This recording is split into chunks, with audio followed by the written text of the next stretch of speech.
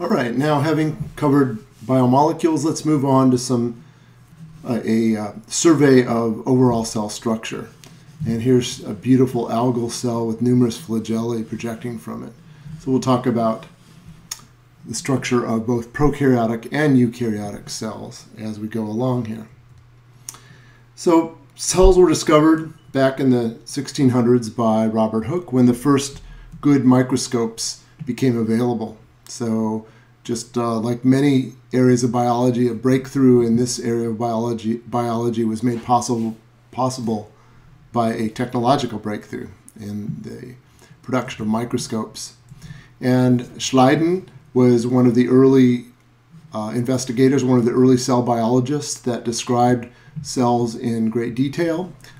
His microscopes were much more advanced than Hooke's by the time the 1800s came along, and so he was able to describe cell structure in better detail. Schwann and Schleiden basically came up with the cell theory based on their studies, their microscopic studies. And the cell theory we can summarize as follows. All organisms are composed of cells. That is the smallest unit really of living organisms. Cells are the smallest living things. And cells only arise from pre-existing cells. As we started out in this class, we talked about how, of course, early on the first replicating molecules were not inside of cells; they were independently. They had to exist independently. But once cells were invented by natural selection and evolution, from then on, every descendant cell came from pre-existing cells by cell division. So we are all descended from ancient cells. Now, when we talk about cells, it kind of has to ask why cells are so small. And cell size has to be limited by some basic physical constraints. And the reason is that cells need to interact with their environment to absorb nutrients. In the case of aerobic cells, they need to absorb oxygen. They need oxygen gas, in order to respire. So cells depend on diffusion of substances through the cell membrane. Now, when cell size increases, we can talk about the surface area to volume ratio. So there we're talking about the surface area of the cell versus the entire volume that cell encloses. And we will see that as cell size increases, volume increases 10 times faster than the surface area. But it is the surface area across which substances must diffuse. So let's look at this in a particular example here. Take a cell with a radius r, and we'll just say 1 unit here, radius r. And if we go through, we can calculate the surface area of that cell having 1 unit of radius. And that's just 4 pi r squared. And we get 12.57 square units for the surface area covering the cell. Volume, on the other hand, is, if we calculate the volume of a sphere, it is 4/3 pi r cubed. So the volume is 4.189 units cubed if we start out with 1 unit being the radius. So we can calculate then the surface area to the volume ratio for this cell, and that comes out to 3. That is 12.57 divided by 4.2 basically comes out to around 3. But look what happens if we increase the radius by 10, for going from 1 unit, we increase it 10 times. Well, we calculate the surface area, and we get 1,257 square units of surface area. But the volume, because volume increases as a cube of the radius, whereas surface area increases by a square of the radius, we have quite a different situation here. The volume has increased dramatically relative to the surface area. So if we look at the surface area to volume ratio in a cell with 10 units of radius versus 1 unit, we see that in the larger cell, the surface area to volume ratio is much smaller. It's 10 times smaller, in fact, than the surface area to volume ratio here. What is the consequence of that? The consequence is that although the larger cell has a much larger volume, that it needs to support, its surface area has not increased at a rate which would allow for substantial and efficient rates of diffusion for substances to get into the cell, nor for waste to diffuse out of the cell. So cell size is limited because of diffusion and the functions which describe surface area and volumes. A cell cannot grow too large lest its volume increase so much relative to its surface area that efficient diffusion cannot take place. So that's why cells tend to be small, very small. And that's why we need microscopes to visualize cells. Now we have two types of microscopes. Let's talk a little bit about the technology of microscopy. Light microscopes depend on transmitted light to visualize structures, and they can resolve structures that are about 200 nanometers apart. A nanometer is 1 × 10 to the -9th meters, whereas electron microscopes, using electron beams instead of light, and electron beams have a much smaller wavelength, so that electron microscopes can resolve structures that are 0.2 nanometers apart, about 1,000-fold increase in magnification. So if we want, before we move on, let's look at a picture of the scale of magnifications that various structures exist at. So let's look at, for example, a hydrogen atom. A hydrogen atom has a radius of about 1 angstrom, and an angstrom is 10 to the -10th meters, or 0.1 nanometer. An amino acid might have a diameter of around 1 nanometer, or 10 angstroms. A large protein could be in the range of between 1 and somewhere 10 nanometers in diameter.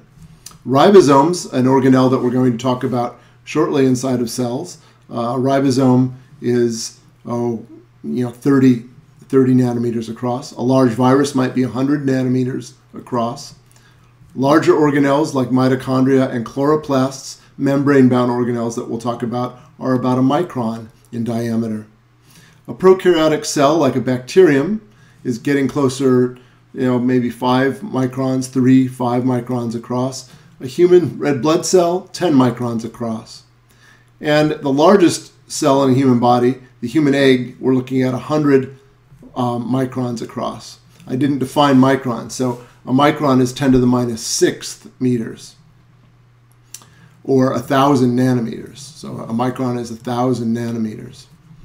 A large protist cell, a single-celled eukaryote that's very large, it's getting close to 1 millimeter. Frog eggs, which you can easily see with the naked eye, are larger than a millimeter. Chicken eggs, as you know, are very large, and in their immature states might be a centimeter across. And then finally, adult human, we measure in meters. And so with the human eye, we can see down to about almost to paramecia type sized organisms, about a millimeter or less across. We can resolve that with the human eye. The light microscope allows us to see much smaller structures down almost to the point of seeing large viruses, not quite, but close.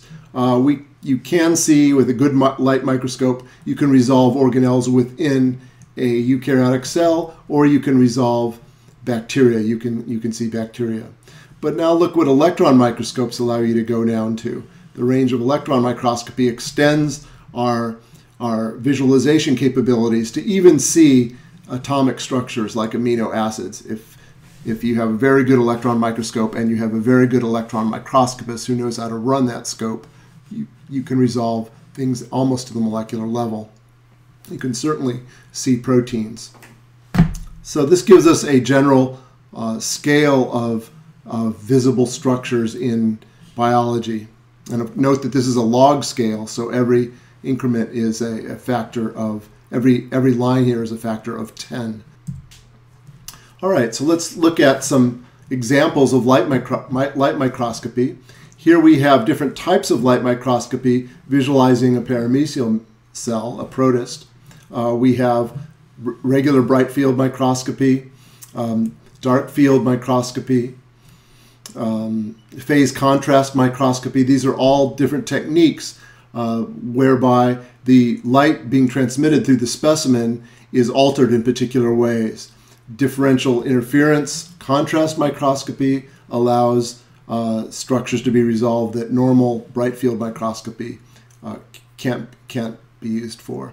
And that has to do with the way that polarized light is brought into the specimen and then resolved when it leaves the specimen.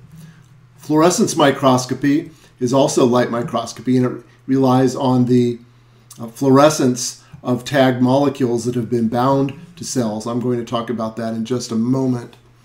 And here's another example of fluorescent microscopy. Moving over here to the right, though, if we talk about transmission electron microscopy, this is a technique that relies on thin sectioning tissues or cells to very thin sections. So you're cutting slices that are very, very thin, on the order of a nanometer or less, usually less than a nanometer. And then putting those thin sections of tissue or cells in the beam of an electron microscope and looking at what parts of the cell or tissue absorbs the electron beam. So dark areas in a transmission electron micrograph like this, dark areas represent electron-dense structures, whereas light areas in an electron micrograph, a transmission electron micrograph, light areas represent places that aren't as electron dense. So the electron beam passes through and exposes the film, and you get a bright image there. And as you can see, what we're looking at in the interior part of this eukaryotic cell, we are seeing individual mitochondria, and we're even seeing the membrane structures inside the mitochondria. We see, here's another part of a membrane system that we'll talk about later on. This is part of the endomembrane system in a eukaryotic cell. And I think I'll just leave that there. Moving on, though, to a different type of electron microscopy called scanning electron microscopy. Scanning electron microscopy is used for visualizing the surface of structures. So an electron beam is passed over an organism or a cell, and this allows for the very fine resolution of structures at very, very high magnification, and allows detail of the surface of structures to be visualized in great detail, much greater detail than can be achieved with just a light microscope. Now, a very important technique in light microscopy is the fluorescence microscopy that I mentioned before. And this fluorescence microscopy can be used to visualize structures and inside cells and the distribution of particular proteins with inside cells. So this is extremely important, and what I want to cover briefly at least is how fluorescence microscopy reagents are obtained. That is, how do we obtain the molecules that allow us to tag and visualize molecules inside cells? So we'll pick up with that in the next part of the lecture.